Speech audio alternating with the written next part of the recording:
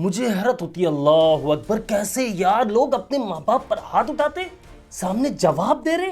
अल्लाह पाक रहम फरमाए। आप ये देख लीजिए यार, आज जो है माँ बाप के सामने ऊंची आवाज में बात की जा रही है, उनको झड़का जा रहा है, माँ बाप पर हाथ उठाए जा रही। केस ऐसा आया मेरे पास कि मैं खुद परेशान हो गया, मेरी आंखों में आंसू आ गए जब वो आंटी मेरे सामने आकर रो रही थी। मुझे कह रही है कि अब्दुल्ला बेटा, ये बताइए, मेरी औलाद मुझ पर हाथ उठाती है, मैं क्या जवाब देता उनको?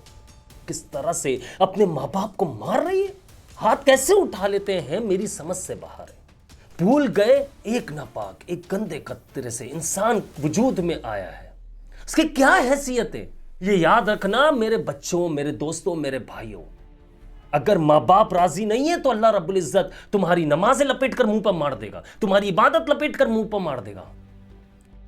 आज तुम बड़े हो रहे हो, सामने जवाब देते हो, झड़कते हो बात बात पर। अगर कोई आवाज लगा दे माँ बाप में से तो तुम चिल्ला कर जवाब देते हो, सामने बदतमीजी करते हो। तुम्हारी अगर शादी हो चुकी है, ऐसे ऐसे केसेस मेरे पास आते, कसम खुदा की बात करते हुए मेरा दिल अंदर से घबरा रहा होता है। ये सामने आता है, मैं उनकी बातें सुनकर रोने लग जाता हूँ। ये हो क्या रहा है माशरे में? जुल्म की इंतहा हो चुकी है, बीवी के कहने पर माँ के ऊपर हाथ उठाया जा रहा है।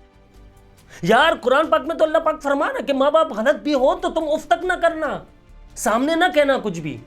लेकिन आज बुरी तरह से उन्हें झड़का जा रहा है, आज उन्हें मारा जा रहा है दूसरों की बातों में आकर। मैं ऐसी वीडियो कभी भी नहीं बनाता हूं, लेकिन यह मजबूर होकर वीडियो बनानी पड़ रही है। यार एक बच्चा पैदा होता है, आप मुझे ये बताइए कि उसकी औकात क्या है? सिर्फ ये अल्फाज बोलना नहीं चाहिए, हकीकत पर मैं अपनी बात कर रहा हूं। क्या औकात है मुझे बताओ, कमेंट में जरूर बताओ क्या औकात है इसकी।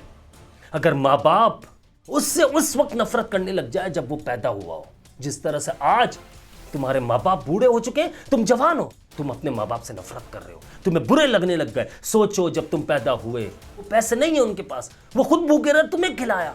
अगर उस वक्त वो तुम्हें उठाकर किसी कचरे के डब्बे में फेंक देते, तुम्हारी क्या वैल्यू है मुझे बताओ? जिंदा रह सकते थे?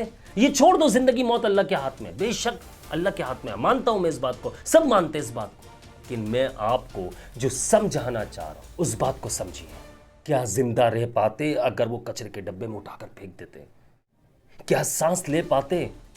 आज घर से निकालने की माँ बाप की बात करते हो कि घर से चले जाओ, मेरी बीवी बच्चे परेशान हो रहे हैं। उन्होंने तो अपने वक्त में, तुम्हारे टाइम में जब तुम छोटे थे, सब कुछ बर्दाश्त किया, अपनी भूख बर्दाश्त की। तुम कर सकते हो? नहीं कर सकते। उन्होंने लोगों के ताने बर्दाश्त किए, गालियां बर्दाश्त की, बातें सुनी। किस वजह से? गुर्बत की वजह से। तुम सुन सकते हो? नहीं सुन सकते। उन्होंने जो तुम्हारे लिए आज बनाया, कुछ भी है, चाहे वो 2 रोटी तुम कमाने के काबिल हो गए, मैं ये बात नहीं कर रहा हूं घर बना लिया, अगर बना लिया तुम बहुत लकी हो यार, लेकिन 2 वक्त की रोटी कमाने के अगर काबिल हो, तुम्हारे हाथ पैर सलामत हैं, तो सोचो बचपन में कितनी बार तुम गिरे होगे, चोट लगी होगी, हाथ टूटा होगा, पैर टूटा होगा, सर पे चोट लगी होगी, लेकिन ले लेकर डॉक्टर के पास भागते। छोड़ देते ना यार, हाथ की हड्डी टूट गई, छोड़ हाथ, क्या एक हाथ नहीं होगा, क्या होगा? जिंदा रहेगा ना, मर थोड़ी जाएगा बच्चा। लेकिन नहीं, उधार पकड़कर लोगों के सामने हाथ फैलाकर, भीख मांग मांग कर इलाज भी करवाया, तुम्हारा ख्याल भी रखा, खुद भूखे सोए, तुम्हें दूध पिलाया। तुम कर लो आज, तुम्हें तो उनके 2 वक्त की रोटियां भी भारी पड़ रही है। ऐसा क्यों है? अपने आप से सवाल करना ये, और ये सोचो कि आज जो हम अपने माँ बाप के साथ कर रहे, क्या हमें बूढ़ा नहीं होना है? क्या हम पर बुढ़ापा नहीं आना है?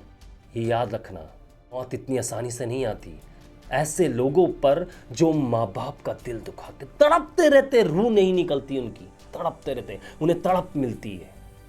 माँ बाप को अजियत पहुंचाने वाले दुनिया में तो खुश नहीं है। आखिरत की तो बात छोड़ दो, उनकी तो मट्टी पलीद है, कभी भी जन्नत में नहीं जा सकेंगे।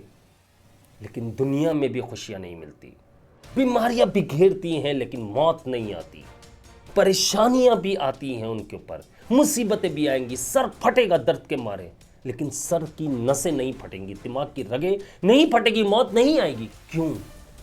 तुमने जो अजियत अपने माँ बाप को दी, अभी कुदरत तुमसे बदला भी तो ले रही है। आज अगर नाकाम हो, तुम माँ बाप को खुश रखना शुरू कर दो, तुम्हारी कामयाबी तुम्हारे कदम चूमेगी, नाकाम नहीं होगे कभी भी। अगर आज तरक्की करना चाहते हो, आज बीमारियों से निकलना चाहते हो, आज अजियतों से निकलना चाहते हो, आज तुम्हारे दिमाग पर जो बोझ आ चुका है, अपनी जबान को सही कर लो।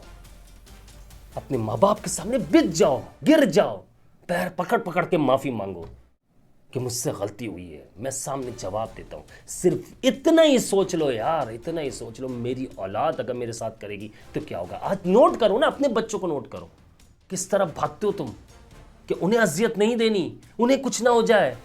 दिन रात एक करते हो सिर्फ उनके लिए। इसी तरह तुम्हारे माँ बाप ने भी तुम्हारे लिए दिन रात एक की है, लेकिन सिर्फ और सिर्फ बात है एहसास की। हमें एहसास नहीं होता, अंदर का ज़मीर मर चुका है, और ये नस्ल दर नस्ल चलता जाएगा। मुझे पता है, मैं आप लोगों को समझा रहा हूं। कुछ लोग तो वीडियो स्किप कर देंगे, यार माँ बाप यार छोड़ना यार, पुराने ज़माने की बात है। कुछ लोग बड़ी तवज्जो से सुन रहे होंगे। वो तवज्जो से सुनने वाले लोगों के दिलों में अल्लाह का खौफ है, इसलिए सुन रहे हैं। हमारा भाई हमसे क्या बात कर रहा है, समझा क्या रहा है हमें। यकीन मानो, आज तुम्हारे बच्चे को बुखार हो जाए, फीवर हो जाए, 110, 101, 102, 100, तुम रात भर सोते नहीं हो, चाहे तुम माँ हो चाहे तुम बाप हो, नहीं सोते। मुझे पता है, हम भी नहीं सोते, हमारे बच्चों को बुखार हो जाए, करवटें बदलते रहते हैं, नींद ही नहीं लगती। सोना चाहते भी है तो नींद नहीं लगती, हालांकि मेडिसिन दिलवा दी है, डॉक्टर्स को दिखा दिया है, कि नींद नहीं लगती। मोहब्बत, अपनी औलाद से मोहब्बत।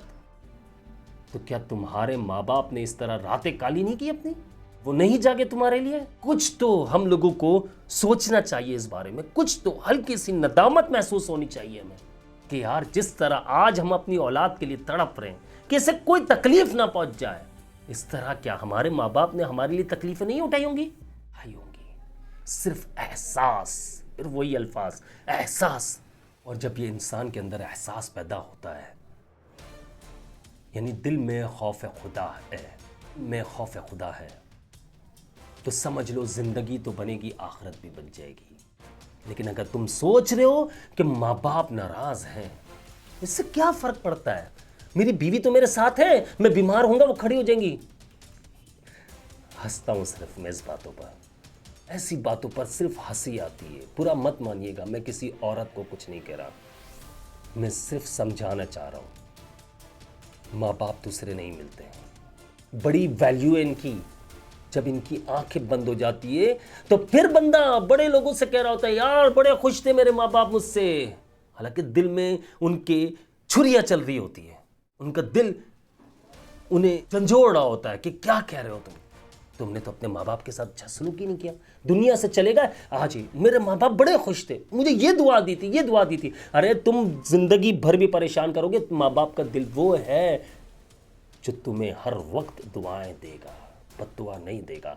यही बात मैंने समझाई कि तुम अपनी औलाद को सामने रखकर सोचो कि वो कितना ही तंग कर ले, कितनी अजियत दे दे, लेकिन तुम उन्हें दुआ ही दोगे, तुम इनके लिए रो रो कर दुआ करोगे, तो वो बीमार हो जाएगी ना। अगर तुम्हारी औलाद की बात करो, हमारी जो औलादें हैं, चाहे वो बेटा बेटी, अगर अल्लाह ना करे, अल्लाह पाक सबको अपने हिफ्ज़-ओ-मान में रखे, अगर वो बीमार हो जाए तो हम दिन रात एक करके दुआएं मांगते अल्लाह से।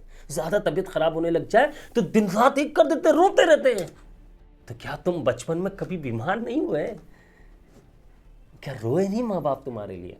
अरे आज जवान हो तुम, अगर आज जवान हो और फिर भी तुम सिर्फ इतना कहते ना मेरी तबीयत ख़राब है, अपनी माँ से कह दो, अपने बाप से कह दो, देखना दिन में 25 कॉल्स करना शुरू कर देंगे तुम्हें कि मेरे बच्चे को कुछ हो ना जाए। हालांकि तुम तो जवान हो, अपना ख्याल रख सकते हो, बड़े हो, कि नहीं, ये मोहब्बत है माँ बाप की।